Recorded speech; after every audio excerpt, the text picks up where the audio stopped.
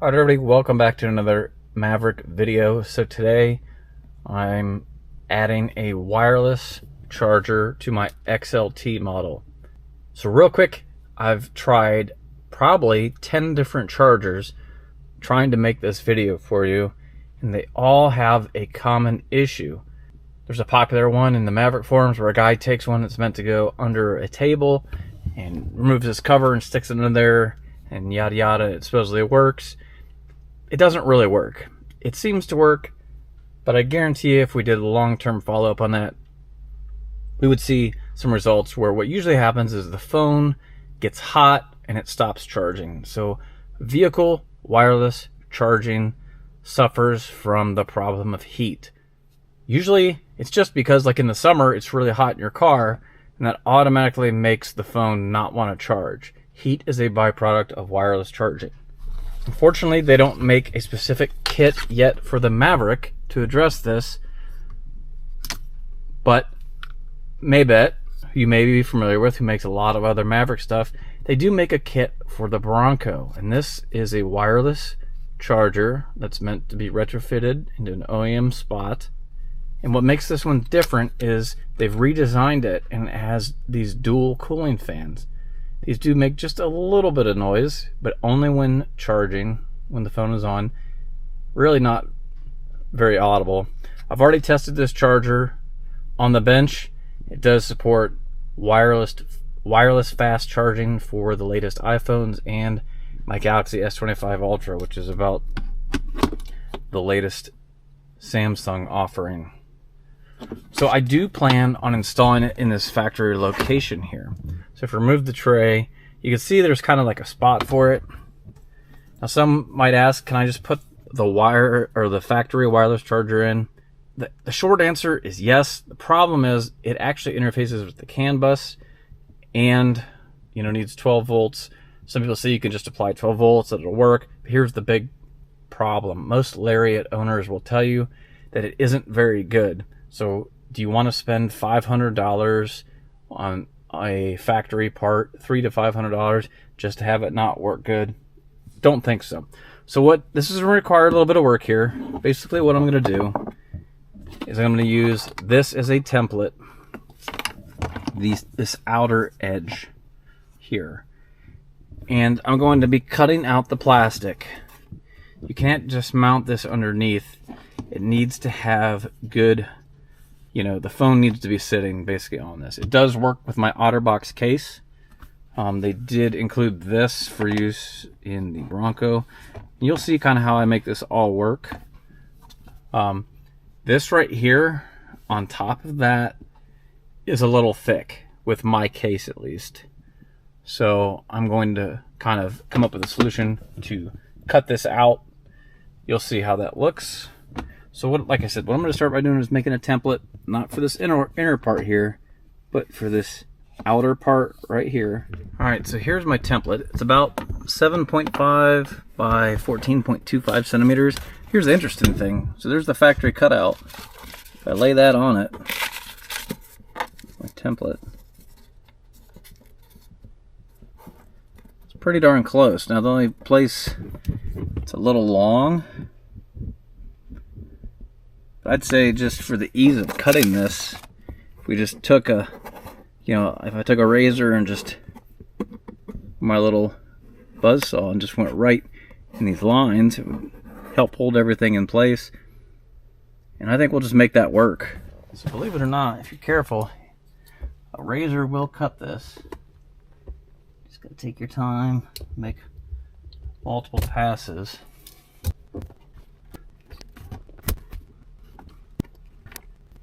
Kind of just like pushing it down.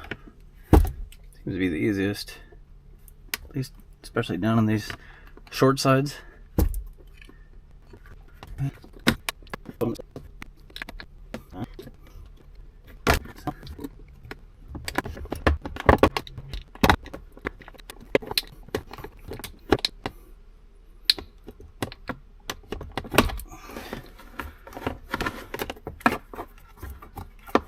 Look at that. Alright, so over here on the side there's one 10 mil bolt that takes this panel, and then some clips. I guess I should have mentioned that. So you already see where I'm going with this. If we take this, just kind of slide it in under here. See what we got going on there? Look at that. Perfect. Now the problem is, how do we mount it? Okay, so this is the difference. There are some mounting tabs for factory spots, but they don't obviously line up with the Bronco tabs. But what I'm going to do is I'm going to essentially epoxy it in place. Now, there's a couple ways you could do this. See these little raised edges right here and here?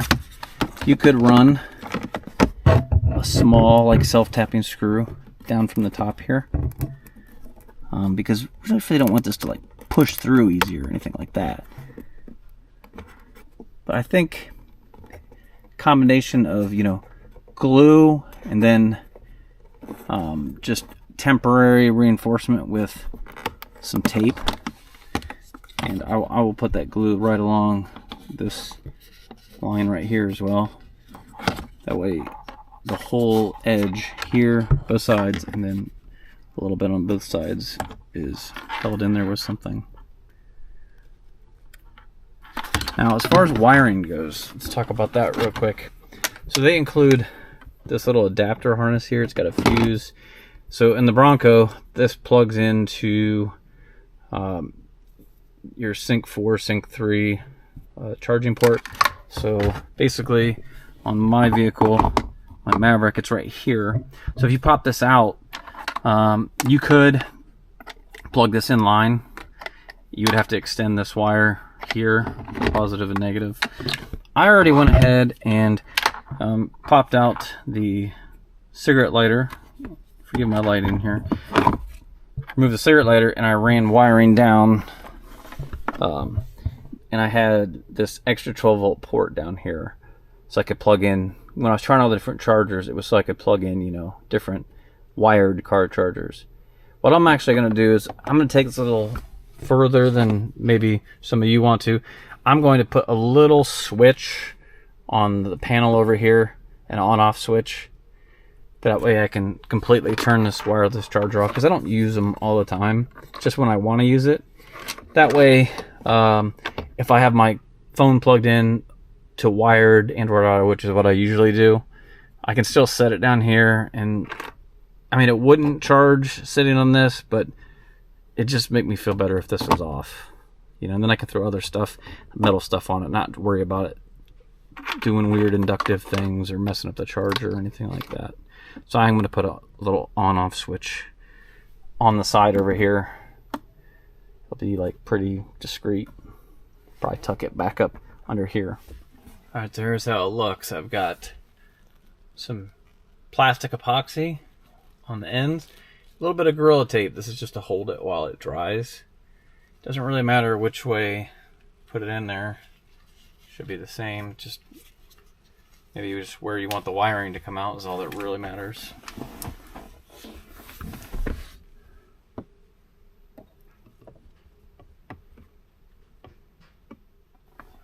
There's how that looks.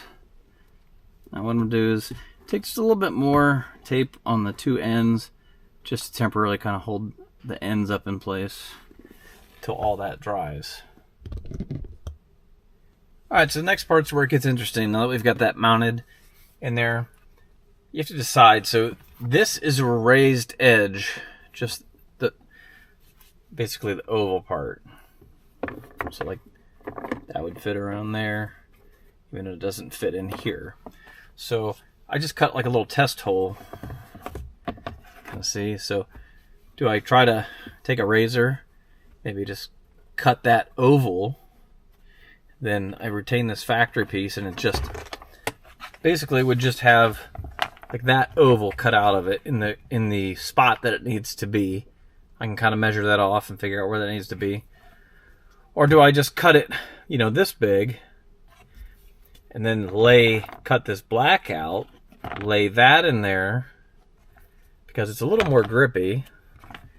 And then, you know, on the back, you could even just do something like as simple as take an electric tape to tape the two different rubbers together, and then on this side it would look pretty seamless. So I think it kind of just depends. I'm going to start trying to cut this out And if I mess it up, I'll go to plan B, which is where I'll cut that out, get that in place, then I can lay this on there and trace it. Alright, so here's the best way to illustrate how I did this. I ended up doing the part where I kind of made a template, and then cut the blue and the black part that was included, and then I used electric tape on the back. So it's not the best thing ever, but as you can see, it doesn't look bad at all. And here's how it fits. So slide it down in here. See, we just kind of place that around it. So I think that turned out pretty decent.